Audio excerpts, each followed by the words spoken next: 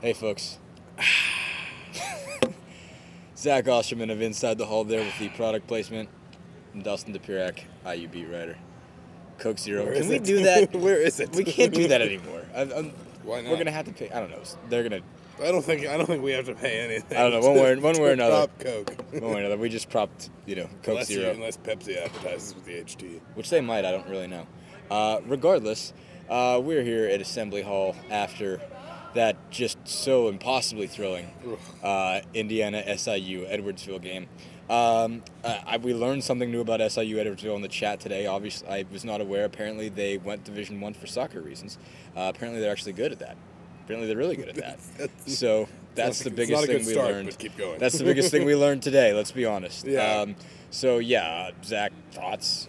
I think the big story is Derek Elston. Mm-hmm. That's Obviously, what I wrote about too. Yeah, I mean, and it's.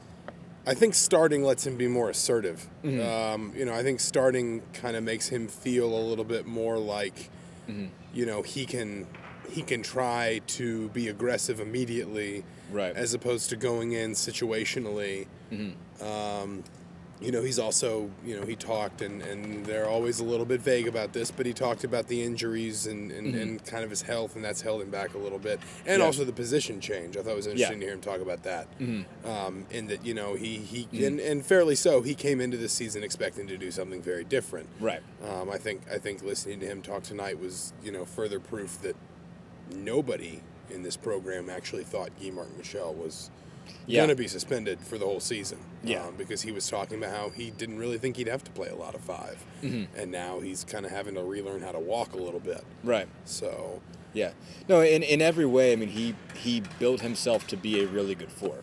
And, his game lends itself to that. He's obviously got a lot of inside, outside perimeter skills. Can shoot, obviously shot extremely well tonight.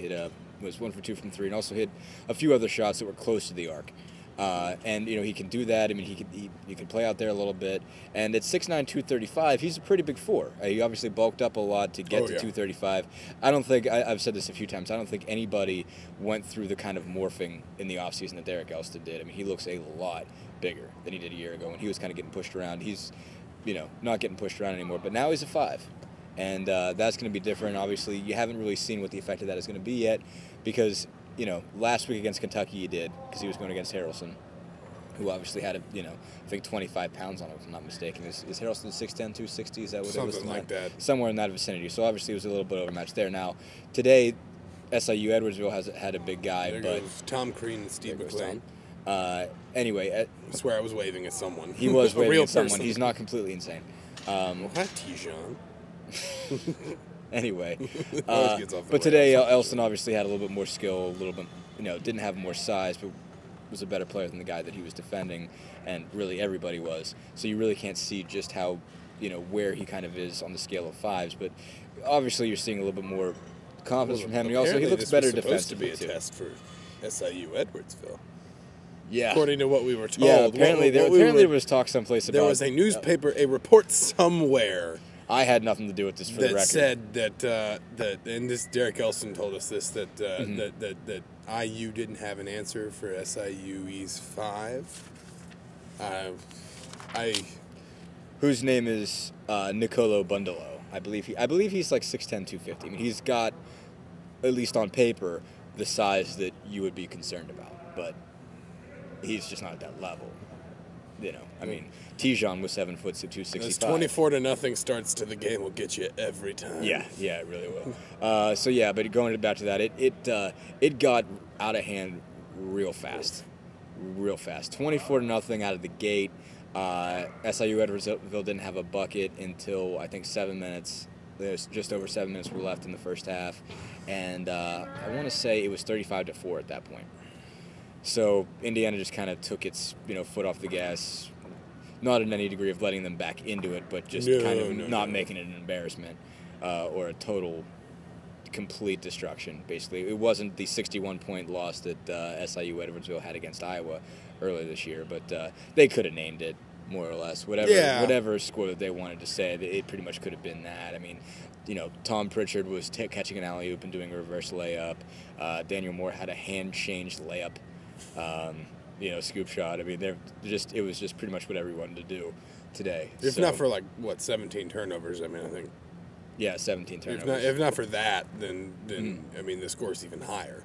Yeah, no, I mean it could have been whatever they wanted it to be. I mean, as Crean said, there was a lot of experimentation done today. I think Victor Oladipo played a significant amount of point guard, which is a big reason why he had 5 turnovers.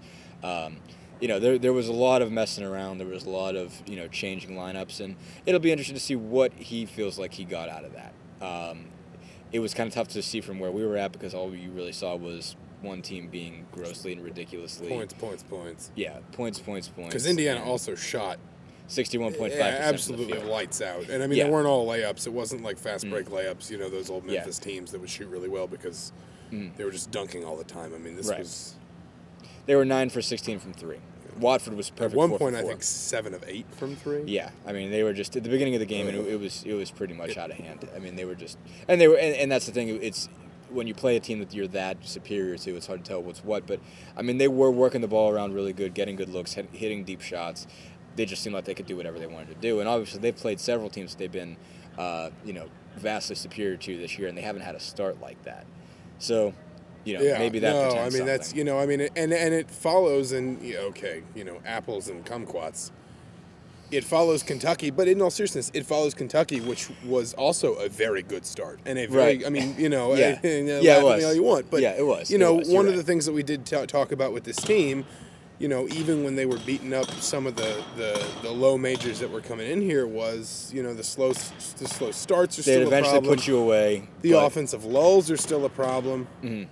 You saw the offensive lull at the end of the game against Kentucky that was probably born more of exhaustion. Fatigue. Fatigue of trying to play out of your shoes with somebody who's better than you. Guess what? You're also playing at Rupp Arena. I mean, you have no friends there. No. So there were a few, but I mean, figuratively, there were 20,000 people who weren't your friends. Yeah, figuratively speaking. But this is 2 games in a row that Indiana has actually started very well, and I think that's something that serves you well in beating the teams in conference play.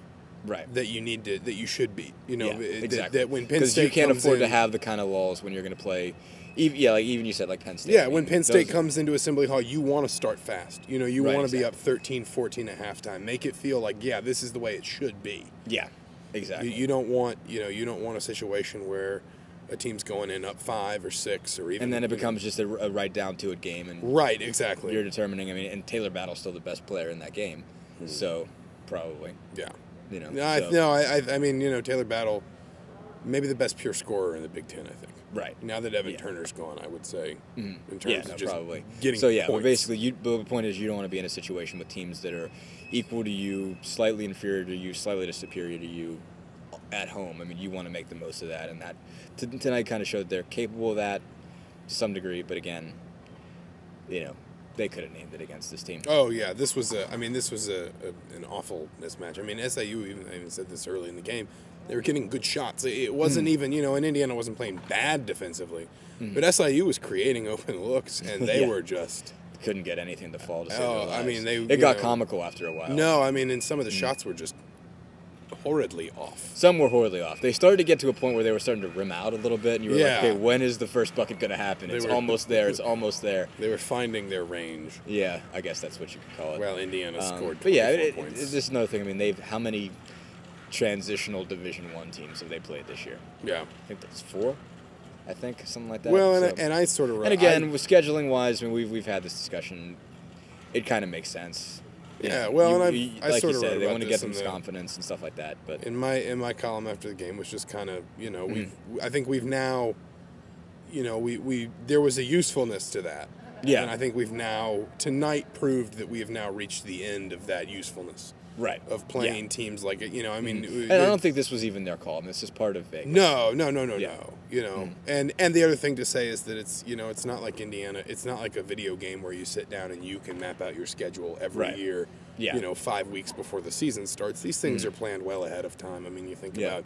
Apparently, Butler's already on the schedule for next year. Notre Dame was announced last summer as being on the schedule for next year. So these things have to be planned out well in advance. Indeed, especially when it comes to these kind of tournaments. Anyway, so they get back at it Sunday against South Carolina State, and then it's Vegas for Northern Iowa, and then either New Mexico, Colorado. So stick with us. Thanks as always.